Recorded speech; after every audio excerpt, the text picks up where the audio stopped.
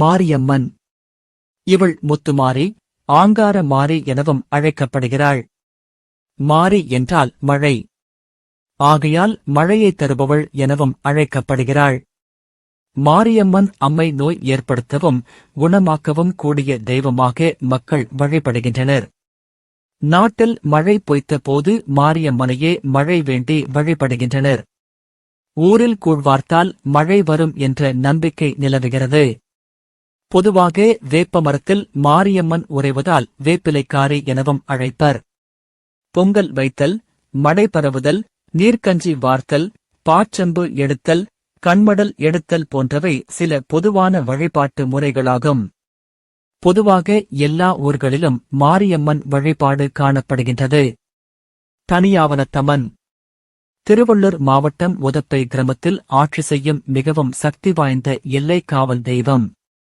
திருமண தடை உள்ளவர்களும் குழந்தை பாக்கியம் இல்லாதவர்களும் தொழிலில் தடை விலகவும் வேண்டுவோர்க்கு வேண்டியதை அருளும் அம்மனாகும். நாடியம்மன். புதுக்கோட்டை மாவட்டம் ஆலங்குடி வட்டத்தில் நாடியம்மன் என்ற பெண் தெய்வத்தை மக்கள் வழிபட்டு வருகின்றனர். தன்னை நாடி வந்து வழிபடுபவர்களுக்கு நல்லதை செய்யும் அம்மன் என்பதால் நாடியம்மன் என அழைக்கப்படுகிறாள். இந்நாடியம்மன் பெரிய நாடியம்மன், சின்ன நாடியம்மன் என்று இரு தெய்வங்களாக வழிபடப்படுகின்றனர். இத்தெய்வங்கள் இரண்டும் அக்கா தங்கைகளாக வாழ்ந்தவர்கள் என்று வாய்மொழி கதைகள் கூறுகின்றன. ஆடி மாதத்தில் இத்தெய்வங்களுக்கு விழா எடுக்கப்படுகிறது. காத்தாயி அம்மன்.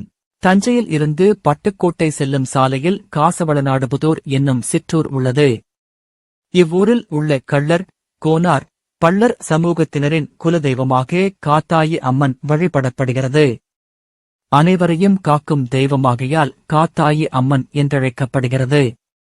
இத்தெய்வம் மரமாக வைத்து வழிபடப்பட்டு பின்பு கோயில் கட்டி வழிபடப்பட்டு வருகிறது. இத்தெய்வம் தினைப்புனம் காக்கத் தோன்றியதாக கூறப்படுகிறது. இந்த அம்மனுக்கு ஆடி மாத நள்ளிரவு 12 மணிக்கு விழா எடுத்து வழிபடுகின்றனர். இத்தெய்வத்துக்கு ஆடு, கோழி, பன்றி ஆகியன பலியிடப்படுகின்றன. மேலும் இவள் கும்பகோணத்துக்கு அருகில் உள்ள சாக்கோட்டை எனும் கிராமத்தில் உள்ள கோயிலில் முருகப்பெருமான் மனைவி வள்ளி தேவி, காத்தாயி அம்மன் என்ற பெயரில் இடம்பெற்றிருக்கிறார். காளியம்மன்.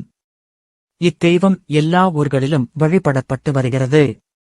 சிவனிடமிருந்து மும்மூர்த்திகளாலோ ஆண் தெய்வங்களாலோ தனக்கு என்றும் அழிவு ஏற்படக்கூடாது என்று வரம் வாங்கிய மகிஷாசூரன் என்பவன் சிவனையே அழிக்க எண்ணிய போது அவனை காளியானவள் அழித்தாள் என்று கூறப்படுகிறது. நாட்டுப்புற மக்கள் காளியை கிராம தெய்வமாக வழிபடுகின்றனர். மீனாட்சியம்மன். மீனவ மக்கள் இத்தெய்வத்தை வணங்குகின்றனர். இத்தெய்வத்தை வணங்கிச் சென்றால் அதிகமான அளவு மீன் கிடைக்கும் என்று மீனவர்கள் நம்புகின்றனர். பெத்தாலம்மன். ஜமீன் கோடாங்கி பட்டியிலிருந்து தச்சு வேலை செய்த ஆசாரிப்பெண் நாயுடு வகுப்பைச் சார்ந்தவரோடு ஊரை விட்டு ஓடிப்போய் திருமணம் செய்து கொண்டதாகவும் அவள் கணவன் கொல்லப்பட்ட நிலையில் தீக்குழி பாய்ந்து இறந்து போனதாகவும் அப்பெண்ணே பெத்தாலம்மனாக வழிபடப்பட்டு வருவதாக கூறப்படுகிறது. திருப்பதியம்மன். இவளின் வழிபாடு பாண்டவர்களின் வாழ்க்கையுடன் தொடர்பு உடையதாகும். இக்கோவில்களில் மகாபாரத சொற்பொழிவு மற்றும் நாடகமும் நடைபெறும். தீப்பள்ளம் ஏறுதல் என்ற பூமி மிதித்தல் வழிபாடு சிறந்ததாகும்.